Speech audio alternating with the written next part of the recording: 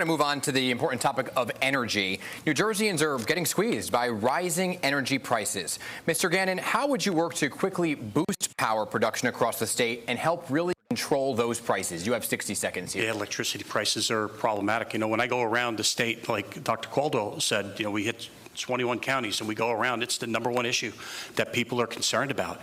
But I think, to be fair, the prior administration has bet on things like wind, and it didn't work. The bottom line is we have to stand up strong nuclear programs, natural gas, and solar programs, and you have to have a portfolio of electricity. We used to sell off our electricity. Now we're buying electricity. It's a failed project, and we have to recognize that and get on it because time is ticking on those types of things, and that's where we'd be on it. We have to get a portfolio of energy. Thank you, Mr. Gannon. Mr. Caldwell, same question to you. How would you work to quickly boost power production across the state and really help control prices? You have 60 seconds. Two things very, very quickly. You heard there is no plan there. And Governor Murphy will not be in office when Mikey and I are in office. Mikey is the only one who said we're going to freeze energy rate hikes. We're going to invest in solar, battery powered. We're going to look at nuclear as well as the natural gas infrastructure. And the ratepayer advocate has said that program can work. A lot of people are not leaders to understand that the governor of New Jersey can actually do that. That's really one of the plans that we're going to do going forward. But Governor Murphy will not be in office. The Trump administration will be for 3 years when we're governor and lieutenant governor. Mr. Caldwell, thank you. And gentlemen, our next question comes from reporter Jennifer Lewis Hall of our sister station in Philadelphia, PHL 17. Take a listen. Just last week, more than a quarter of the nation's governors gathered here in Philadelphia. They lobbied for more sway over grid operator PJM interconnection, which has been blamed for rising electric bills. Pennsylvania Governor Josh Shapiro even went as far to say that if PJM doesn't make serious changes and soon, Pennsylvania could elect to leave the grid. Would you and your running mate also consider leaving the grid? So, Mr. Caldwell, coming to you first here, just to reiterate, would you and Ms. Sherrill consider leaving the power grid? 60 seconds here. Mikey has made it very clear that we're going to hold the ratepayers, PJM, and others accountable. And so we're looking at alternate opportunities and really looking at possibly doing that, whatever makes sense for the residents of New Jersey. But we've got to make sure that the folks who are supplying energy are doing it in the best interest of the people of New Jersey and aren't lining their pockets with money. And so what we want to do is to make sure that there's accountability for everything that's being done with energy, and we're not sure that there is. So just to be clear here, leaving the power grid is on the table. Everything is on the table to make sure that rates stay flat for this year and go down in the future. Mr. Caldwell, thank you. Mr. Gannon, same question to you. Would you and Mr. Chittorelli consider leaving the power grid? 60 seconds here. All options are on the table. We have to do what's best for the citizens of New Jersey. We have to call balls and strikes. What's best for the citizens of Jersey is what we will do. So, yeah, those options are on the table. Okay, Mr. Gannon, thank you. Let's talk now about political violence and rhetoric. The killing of conservative activist Charlie Kirk has really sparked renewed debate over language that may incite violence, especially among political leaders. Recently, California Governor Gavin Newsom used the word fascist to describe a top aide to President Trump. And President Trump has for years, including recently, said his opponents were, quote, radical. Mr. Caldwell, if elected lieutenant governor, how would you view your personal responsibility in making sure you do not encourage violence? 60 seconds here. Well, first of all, my father knew and marched arm in arm with Dr. Martin Luther King Jr., so I grew up around the environment. One of the things we say in the church is to love your neighbor as yourself. And so no matter what people believe, and one of the things we say in my church, we love you and there's nothing you can do about it. So we are, Mikey and I are leaders that want to unify and bring people together. One of the things I really love about the sheriff is he says it's not about Democrat or Republican, it's really about us coming together. And so this is a time where division and Trump has become a divider in chief. And Jack Ciattarelli is supporting, as said, he acknowledges and supports everything Trump is doing. So that administration is going to continue to divide us and separate us. Mikey and I are going to bring us together around the issues that matter to the people of New Jersey. Mr. Caldwell, thank you. Mr. Gannon, same question to you. What is your personal responsibility in making sure you do not encourage violence? 60 seconds. First of all, God bless your father, and God bless Dr. Martin Luther King. Tremendous men, right? I think that's the first order of business. And we need more tolerance. We need more tolerance, and it is more about people than Republicans and Democrats. It truly is. And the Morris County Sheriff's Office started a FAST team, a First Amendment support team, to go out there. We have a lot of demonstrations throughout Morris County, military capital of the revolution in Morristown. We have a lot of demonstrations. We go out there, we protect people because of their freedom of speech. If we're not protecting that, I don't know what we're doing. We have to protect that now, as long as it doesn't go into the criminal arena. But we spend a lot of time protecting people we don't necessarily agree with. But that's what we do in law enforcement traditionally, and that's what we should continue to do. Mr. Gannon, thank you very much. And Henry has the next topic. Thank you, Dan. Let's talk about two of the bigger political names in your respective parties, beginning with you, Mr. Gannon. Your running mate, Mr. Chitterelli, for years was hesitant to support President Trump before coming around. President Trump has now endorsed your ticket. Did you personally vote for President Trump the 3 times he was on the ballot? And do you support him now? 60 seconds. Yes and yes.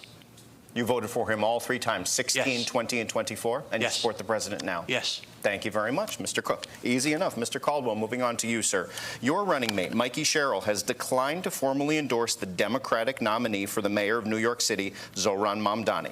What are your own personal views on Mr. Mamdani, and do you endorse him? 60 seconds. Well, we are focusing on winning this race. We're focusing on New Jersey. The issues of New York we're leaving to the voters of New York. You know, I don't know enough, and I haven't had time to even look at some of our own commercials, let alone follow that race. And when I vote for somebody, I need to know all of the details, and I just don't have time to do that. We're focusing on the people of New Jersey. We're trying to make New Jersey more affordable. We want to improve the health care system in New Jersey. We want to make sure the environment and open space is protected. That's what we're focusing on. And there are a lot of issues. This is a tough time to go into government with the assault of the Trump administration, so we're focused on New Jersey. For clarity, you are declining to endorse Mr. Mamdani this evening. I don't know enough. I don't have enough information to endorse him. I'm focused on our race. Thank you very much. Dan has the next question. Let's talk about a very important topic to New Jersey, and that is housing. According to Zillow, the average cost of buying a home in New Jersey has gone up more than 18% just in the past 3 years, raising the cost of buying the average home by tens of thousands of dollars. So, Mr. Gannon, how would you work to build more housing that working people can afford? You have 60 seconds here. Yes, housing is a huge issue. You know, overdevelopment, Mount Laurel issues, things. If I was in charge, I tell you, with regards to on the Mount Laurel issue, instead of just giving a raw number to a town and saying you have to put these amounts of units up, I would have a planner involved in it. And that planner would select locations like Red Bank, like Somerville, you know, not locations like Roxbury where they try to put too many units into Roxbury Township. But I would select those locations. Do they have the critical infrastructure in place? What's their water like? What's their sewer look like? What's the wildlife look like? There's a lot of things to consider when you put these locations in. Is there a transit hub? Are there jobs? Because all we do is set people up for failure. That's what we do, right? We put places up in the middle of nowhere, and people have no work. They can't get to work and everything. We set them up for failure. We have to set people up for success, and we'll work with folks to make them successful and to keep them here in the Garden State. Mr. Gannon, just to follow up here on the Mount Laurel decision, which requires, it's law, for towns and municipalities to build affordable housing, are you saying you would like to alter the Mount Laurel decision and not require every town to do so? Definitely. How would you go about doing that? 15 seconds. Get together with people on all sides of the issue and come to some type of agreement of what we can do for success of people. No one wants people to fail when they think it out. No one wants people to fail. I truly believe that in my heart of hearts.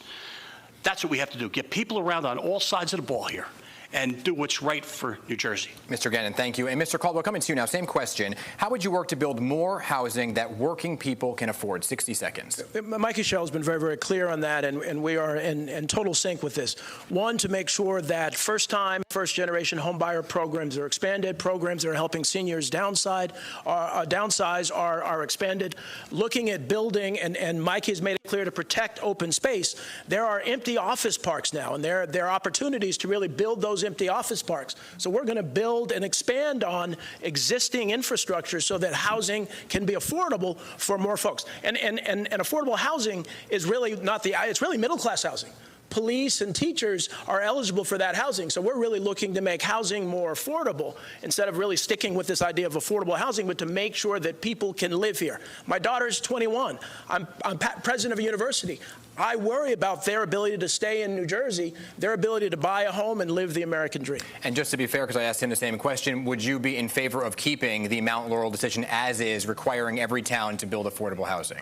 Well, we're going to look to make sure that the Mount Laurel decision is actually utilized in a way that protects open space.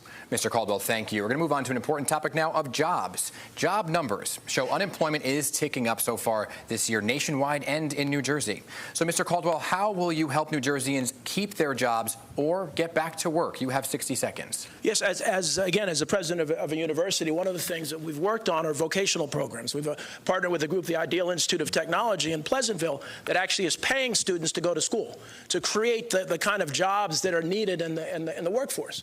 As you look at that, I've been a big proponent for small businesses. Small businesses represent 49% of the workforce.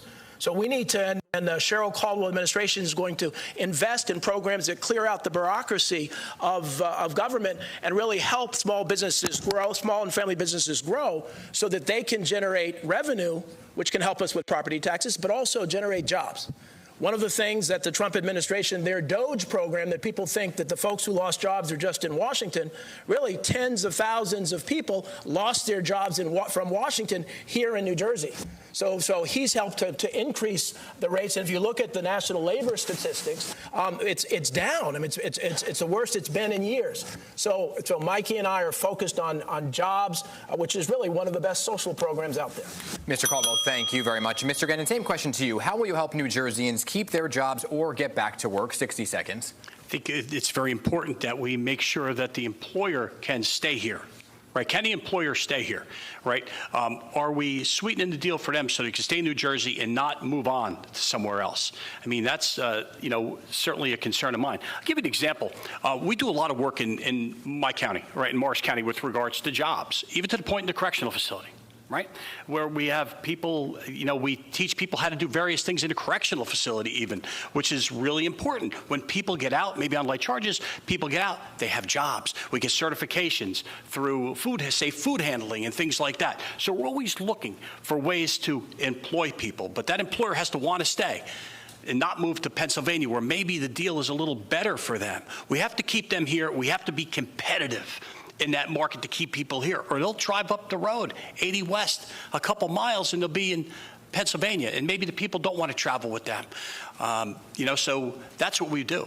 Mr. Gannon, thank you. Mr. Caldwell, 30 seconds. I just wanted to talk about some real programs that I had started with Rutgers Newark called the Young Men Employment Network Conference, where we actually, for many years, actually taught them how to tie a tie, how to interview. We had corporations doing that. So those types of programs for folks from urban, suburban communities are critical going forward so that they can make New Jersey more affordable by getting jobs that will help them pay their bills. So it's critically important, and we're the only group that actually has that hands-on experience in communities that are economically challenged. Mr. Caldwell, thank you. Mr. Gannon, 30 seconds. No, thank you. Okay. Henry has the next topic. Thank you very much, Dan. Our next question comes from Eric Scott, the Senior Political Director at radio station New Jersey 101.5. Let's all take a listen. I'm here in Trenton, where lawmakers from both political parties complain about wasteful government spending and endless government red tape. So the question is this: name one state agency in need of reform and how specifically your administration would reorganize it. So, Mr. Gannon, we're beginning with you this time. What is one state agency that needs reform, and how would you reorganize it? 60 seconds. Let me identify an agency that gets a lot of scrutiny, and that's the Motor Vehicle Commission, right? Division of Motor Vehicles. When I'm knocking on doors and people are trying to, can you help me with my real ID? If you call today, you'll get it in January. Okay? I think we have to do something with that. I'm not saying it's Motor Vehicle Commission's fault. Maybe the leadership's fault. Maybe resources. They don't have the necessary resources. But that's something we have to jump into. We have to do that. I think we're the last state that hasn't completely done that. And Real ID is very important to do. But that's one location where it gets a lot of attention. But we have to collect metrics. It's easy to say, this person's not doing this department's not doing a good job or whatever. We have to collect metrics That's what we do, right, in businesses. We collect metrics and make a determination as to why. But that's something I'd like to tackle head on when we get in there, Motor Vehicle Commission, so everybody here can get their real ID. Thank you, Mr. Gannon. Mr. Caldwell, coming to you, what is one state agency that needs reform, and how would your ticket reorganize it? 60 seconds. I agree that motor vehicles is one of them, but Mike, he's talked about the transparency and accountability of government. That we will be an administration really better than any others to really make sure that it's customer service focused. So often as I travel the state, I'm finding people can't dig a hole in their backyard without bureaucracy, that they can't do all sorts of things. And so what we want to do is to make sure that government works. We've talked about a dashboard for small businesses who are working with government to know where they are in the process. And so the state government really isn't working the way it should for the people of New Jersey. We're coming in, we're both independent folks, independent-minded folks who are Democrats, proud Democrats, but we're coming in really looking at what can we do for all the people of New Jersey to improve operations. My background at Deloitte and some other places have given me experience. I actually oversaw a review of the Department of Human Services with the previous administration, several administrations ago. We found $90 million of additional revenue in that department. So I have expertise in doing that. So that's one of the major things we're going to do.